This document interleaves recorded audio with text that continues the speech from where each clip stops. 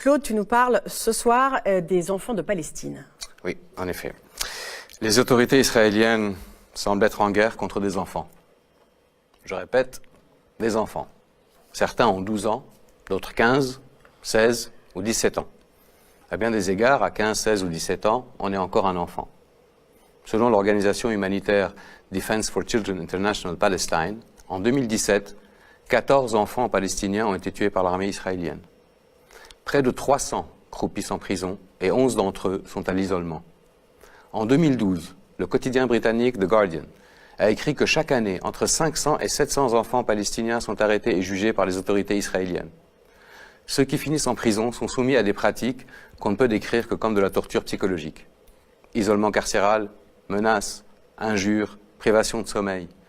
Les enfants qui avouent les crimes dont ils sont accusés le font pour ne plus avoir à subir ces pratiques. Je vous présente Dima El-Wawi. Elle avait 12 ans quand elle a été arrêtée. 12 ans. Regardez son visage.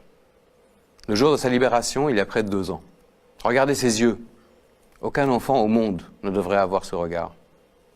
Malheureusement, la violence contre les enfants palestiniens ne s'arrête pas au traitement qu'ils subissent en prison. Le 9 février dernier, le quotidien israélien de gauche Haaretz a publié sous la plume du journaliste Gideon Levy, qui est une référence dans la presse israélienne, une histoire hallucinante. Je cite. Comme à un safari, des soldats israéliens en jeeps traquent un adolescent palestinien et lui tirent une balle dans la tête. Il est difficile de croire qu'un tel acte barbare puisse avoir lieu au XXIe siècle dans un pays qui se prétend être la seule démocratie du Moyen-Orient, par une armée dont certains osent dire encore qu'elle est la plus morale du monde. Un acte qui rappelle l'apartheid en Afrique du Sud ou la ségrégation raciale dans l'Amérique du début du XXe siècle.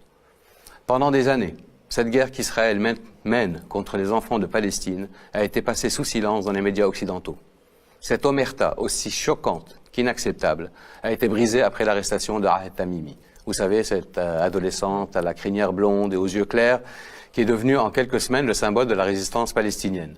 Cette adolescente, que l'ancien ambassadeur d'Israël aux États-Unis et député à la Knesset, Michael Oren, a soupçonné d'être une actrice engagée par la famille Tamimi à des fins propagandistes. Alors justement, c'est pas du tout une actrice, et tu vas nous rappeler un peu qui est Ahed Tamimi et nous rappeler un peu cette histoire.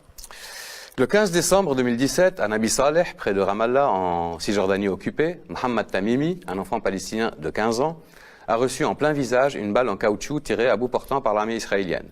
Il a été défiguré. Sa cousine, Ahed Tamimi, 16 ans, a manifesté sa colère en giflant un soldat israélien. Le 19 décembre, soit 4 jours après, l'adolescente a été sortie du lit en pleine nuit et arrêtée par une unité de Tsahal. 3 mois plus tard, elle n'a toujours pas été libérée. Et c'est en prison qu'elle a fêté ses 17 ans.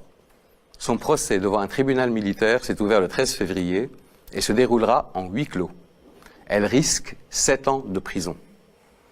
Paradoxalement, Yifat Al-Kobi, une femme de la colonie de Hébron, a elle aussi giflé un soldat israélien, mais malgré des antécédents violents, elle n'a pas passé une seule nuit en prison.